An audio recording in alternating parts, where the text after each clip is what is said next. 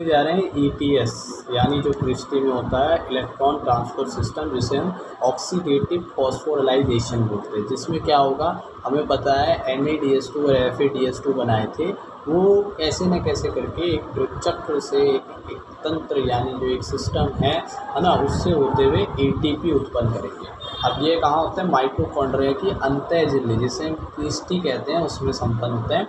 और ये 5 जटिल जो होते हैं कॉम्प्लेक्स, 5 कॉम्प्लेक्स से होते हुए ये जो है ये कार्य करते हैं, ठीक है ना। और जिसमें ये 5 कॉम्प्लेक्स कौन होंगे, वर्णक होंगे, एंजाइम होंगे। जैसे कि हमने यहाँ पर दिखाया है, ये माइटोकॉन्ड्रिया है और उसकी एक क्रिस्टी भाग है और ये जो है ये बाह्य झिल्ली है और उसके बीच में क्या है, एक अंतः अवकाश है जिसे हम परिसूत्र कणिकीय अवकाश भी बोलते हैं, या हम ऐसे भी बोलते हैं इसको कि अंतः झिल्ली अवकाश भी, ठीक है ना। और ये जो हमारी है ये क्या है, क्रिस्टी। अब इसको हमने बड़े करके दिखा दिया। अब देखो ये अंतः झिल्ली है ये वाली, और ये बीच में परिसूत्र कणिका और ये बाह्य झिल्ली है, ठीक है ना। अब देखो अंतः झिल्ली में क्या होंगे भाई, बहुत सारे 5 तरह के कॉम्प्लेक्स होंगे। कौन कौन से होते हैं, पहला कॉम्प्लेक्स है NADH डिहाइड्रोक्सीजिनेज, ठीक है ना। अब दूसरे और पहले के बीच में एक तीसरा एंजाइम आ जाता है जिसका नाम है साइटोक्रोम BC1, और फिर आता है दूसरा, फिर है FeDH2 या इसे हम सक्सिनेट डिहाइड्रोक्सीजिनेज भी बोलते हैं। क्या बोलते हैं, सक्सिनेट डिहाइड्रोक्सीजिनेज। और फिर आता है चौथा जिसका नाम है साइटोक्रोम C ऑक्सीडेज, और फिर पांचवा आता है ATP सिंथेस, ठीक है ना। और यहाँ पर क्या है, आधात्री है, और ये जो ATP सिंथेस है ये क्या है, हमारा ऑक्सीसोम है जो F0 से F1 कण वाला था। अब ये देखो इसमें कैसे अभिक्रिया होगी, पहले फिर दूसरे फिर तीसरे, फिर पहले तीसरे दूसरे चौथे और इस तरह फिर पाँचवें में होते हुए ये अभिक्रिया संपन्न होकर ATP बनाएगी। अब इसको हमने अनुलंबीय कर दिया है, तो देखो भाई ये अंतः झिल्ली है, ठीक है ना, और ये बाह्य झिल्ली है, और ये क्रिस्टी बीच में आ गई और इधर आधात्री हो गई, ठीक है ना। तो यहाँ पर होता क्या है, जो हमारा पहला जो कॉम्प्लेक्स है जिसका नाम है NADH डिहाइड्रोक्सीजिनेज, उसके अंदर क्या होता है, अभिक्रिया होती है। जो हमारा NADH है ना वो टूटता है किसमें, NAD में। अब जब ये NAD में तोड़ेगा तो हाइड्रोजन इलेक्ट्रॉन निकलेंगे, तो ये जो हाइड्रोजन है इसको कोई ग्राही नहीं होता है, तो ये बाहर चला जाता है अंतः झिल्ली में, अंतः झिल्ली अवकाश में। अब ये अवकाश में पहुंच गया, लेकिन इलेक्ट्रॉन को पकड़ लेता है कौन, FMN, ये पहला ग्राही इलेक्ट्रॉन को पकड़ते हैं ना, जिस तरह से हम प्रकाश संश्लेषण में देख रहे थे, PS1 से निकला इलेक्ट्रॉन किसने पकड़ा, पैराडॉक्सिन रिड्यूसिंग सब्सटेंस ने, फिर पैराडॉक्सिन ने, फिर क्या नाम है इसका, प्लास्टोक्विनोन ने, ऐसे करते करते होता है ना।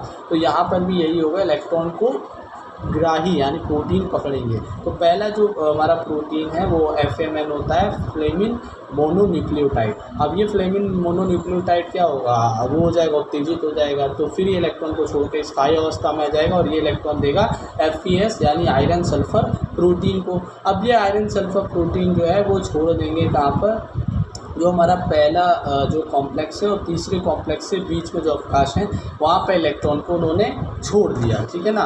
अब यहाँ पर क्या हुआ, फिर देखो भाई होता क्या है कि अब दूसरा जो हमारा कॉम्प्लेक्स है जिसका नाम है सक्सिनेट डिहाइड्रोक्सीजिनेज, जो तीसरे कॉम्प्लेक्स यानी साइटोक्रोम BC1 के बाद आता है, तो वो क्या करवाता है, सक्सिनिक एसिड को फ्यूमेरिक एसिड में तोड़ता है, बदलता है, ठीक है ना, सक्सिनेट डिहाइड्रोक्सीजिनेज। और उससे क्या होता है, FeDH2 जो है FeD में चेंज होता है। अब फिर क्या होगा, फिर वो हाइड्रोजन और इलेक्ट्रॉन को तोड़ेंगे FeDH जो हमारा, और फिर ये क्या करेंगे, हाइड्रोजन जो है वो अंतः झिल्ली में चले जाएंगे और इलेक्ट्रॉन जो है उसको पकड़ लेंगे। किस कौन पकड़ लेगा, अब यहाँ पर डायरेक्ट FeS पकड़ लेता है, उसमें कौन पकड़ता था पहले, FMN। अब यहाँ पर आयरन सल्फर प्रोटीन ने पकड़ लिया।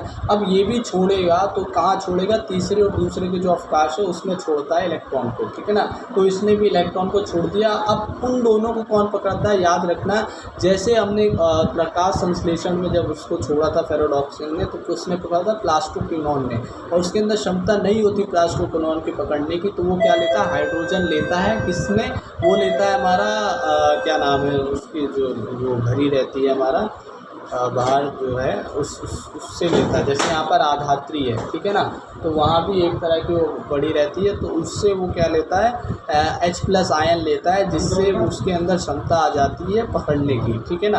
तो वो फिर जो यूबी क्विनॉन है वो H+ आयन को लेकर यूबी क्विनॉन H2, यानी यहाँ पर +2 क्विनॉन की जगह यूबी क्विनॉन है, यूबी है, ठीक है ना। तो यूबी क्विनॉन H2 हो गया। अब इसने इलेक्ट्रॉन को पकड़ लिया, वहाँ भी जो हमारा तीसरे और दूसरे के बीच में उसने भी पकड़ लिया इलेक्ट्रॉन को। अब ये दोनों भी छोड़ देंगे, उत्तेजित होंगे, अब फिर स्थायी अवस्था में आने के लिए छोड़ देंगे। तो ये अब छोड़ेंगे किसमें, तीसरे कॉम्प्लेक्स जो कि है साइटोक्रोम Pc1। अब इसमें साइटो बी जो होता है प्रोटीन वो उसको पकड़ लेता है। साइटो बी ने दोनों इलेक्ट्रॉन को पकड़ लिया, अब इन दोनों इलेक्ट्रॉन को FeS पकड़ लेता है, यानी फिर से आयरन सल्फर में आ जाता है। अब आयरन सल्फर से इलेक्ट्रॉन जो है वो साइटोक्रोम C1 में आ जाता है। अब साइटोक्रोम C1 में आ गया। अब याद रखना, ये जो साइटोक्रोम C1 है ये एक ऐसा इलेक्ट्रॉन ग्राही है जो कि चलायमान होता है, चल मतलब ये चल सकता है, ठीक है ना। तो ये चलते हुए कहाँ पर आता है, ये चलते हुए चौथे हमारा जो कॉम्प्लेक्स है साइटोक्रोम C ऑक्सीडेज में। तो ये साइटोक्रोम C ऑक्सीडेज में आकर कॉपर को इलेक्ट्रॉन दे देता है, ठीक है ना। जो इसने जो अपने इलेक्ट्रॉन पकड़े हैं वो कॉपर को इलेक्ट्रॉन दे देता है, और फिर ये कॉपर साइटोक्रोम A1 को देता है, फिर साइटोक्रोम A1 A3 को दे देता है। अब देखो क्या होगा, जो हमारा चौथे कॉम्प्लेक्स में साइटोक्रोम C ऑक्सीडेज है उसमें कहाँ पर इलेक्ट्रॉन आ गया, साइटोक्रोम A3 में। अब ये साइटोक्रोम A3 जो है वो आधात्री में क्या कर देता है, इलेक्ट्रॉन को छोड़ देता है, ठीक है ना।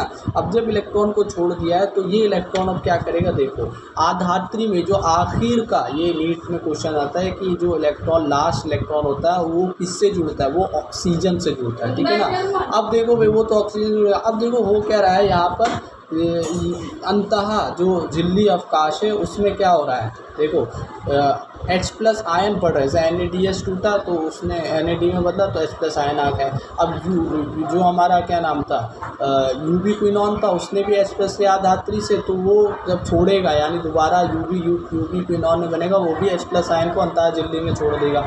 तो आधात्री से कम हो रहे हैं और अंतः झिल्ली में हाइड्रोजन आयन बढ़ रहे हैं। तो पांचवा जो कॉम्प्लेक्स है जिसका नाम है ATP सिंथेज, वो क्या करता है, वो H+ आयन जो है उसको क्या करता है, तोड़ता है, यानी कि उसका विघटन करता है। जो हमारा प्रोटॉन ग्रेडियंट बढ़ गया, ठीक है ना, प्रोटॉन प्रवणता यहाँ पर ज़्यादा हो गई, वहाँ पर कम हो गई, तो उच्च से निम्न की ओर क्या जाते हैं, प्रोटॉन जाते हैं। तो उससे क्या होता है, हमारा ATP सिंथेज है वो सक्रिय होता है, जो F1 से, तो वो सक्रिय होगा। H+ आयन जब वहाँ से गुजरेंगे तो वो आधात्री में पड़े ADP और फॉस्फेट को जोड़कर ATP बना देता है, और दो H+ आयन जो है एक ATP का निर्माण करवाते हैं, ठीक है ना।